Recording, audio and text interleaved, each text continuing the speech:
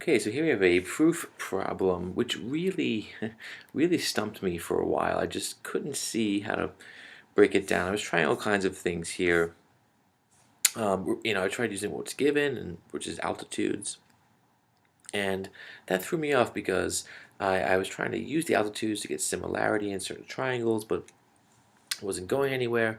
But realizing now how to solve it, I want to share some of the things I think you need to realize in order to finish this problem. So they tell us that SP right here is an altitude and RT is an altitude.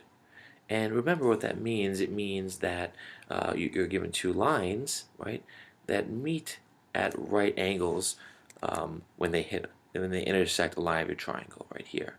Right, so they start at certain points and they form these right angles. Now, once you have that, that's the only thing you're given, you have to prove that ns times nt equals nr over np. Well, then I started thinking that if that's true, can I play with this equation?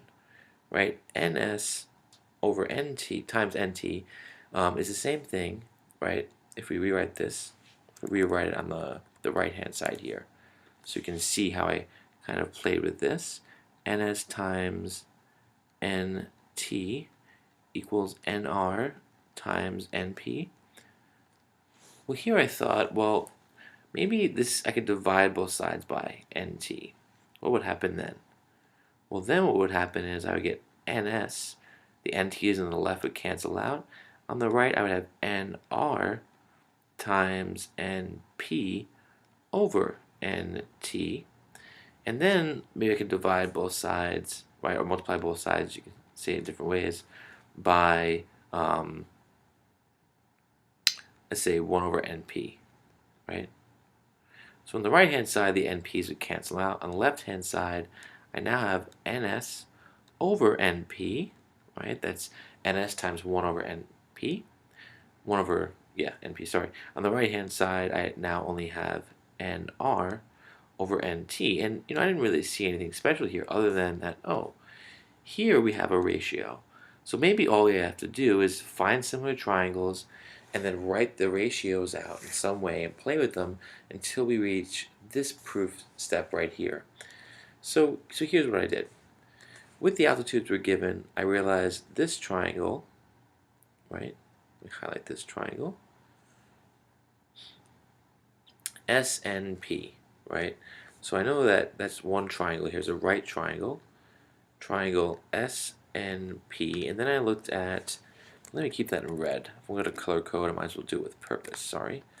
So we have triangle SNP. Let me fix that color, sorry. SNP.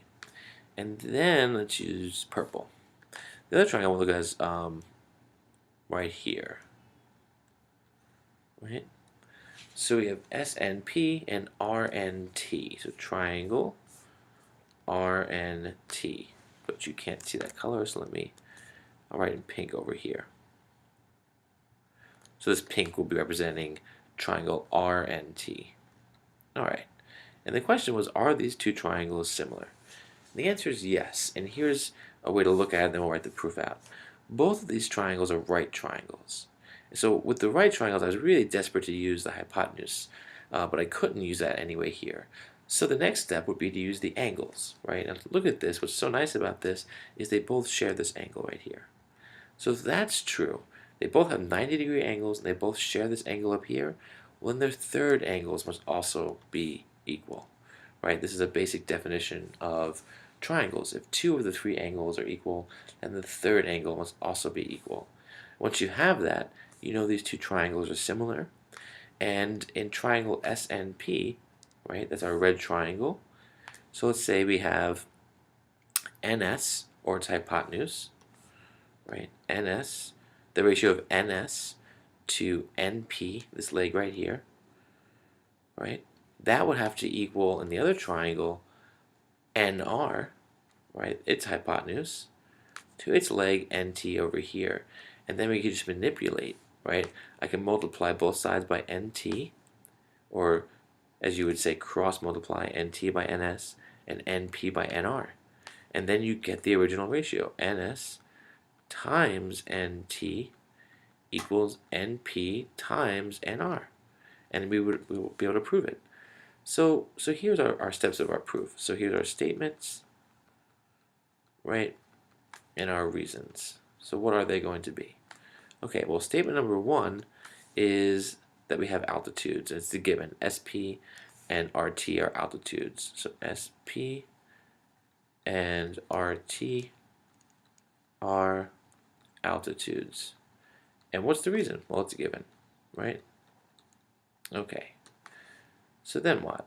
Well, now, once we know we have altitudes, we can say the angles that we want to look at, NTR and NPS, are both right angles. So NTR, so angle NTR and angle NPS, can I get that right? Yep, those two are right angles. And for the reason here, that's the definition of altitudes. And then the key for me here is that angle R and S, this angle up here, is equal to itself, right? That's a reflexive property. Angle R and S is congruent or equal to angle R and S. So in both cases, for both triangles, that angle is the same. So that is the reflexive property.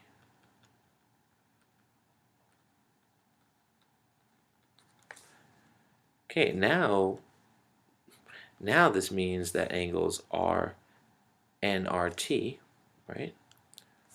So for angle NRT, on NRT is congruent to angle NSP. Angle NSP. And here I think you can write just the angle-angle postulate, right? If two of the angles are equal, then the third angle must also be equal. You can, for step number 4, you could have said that both triangles are congruent. I'm just going to write it as step number 5 and use the same postulate. So step 5 is that the two triangles we're looking at, which are SNP and RNT, so triangles SNP is similar to triangle RNT, and that is also the angle-angle postulate. It just says that if you have two angles that are equal, right, then your two triangles are similar. So here we've established that. In fact, we've established that that 3 of the angles are equal in both of them. So we could write this as the angle-angle-angle postulate. It's just not necessary. Now, once you have that, you can write the ratios of the two sides. And here we wrote the NS over NP, NS over NP equals NR over NT. And here you could write that the ratios of corresponding sides in similar triangles, there's lots of right, are equal. And then finally step 7, the last step here to the proof, right, is that NS times NT equals NR times NP. And here the reason, you could say the product of the extremes equals the product of the means. And just to verify, the means are here, right? So the product of NP times NR equals the product of the extremes, NS times NT.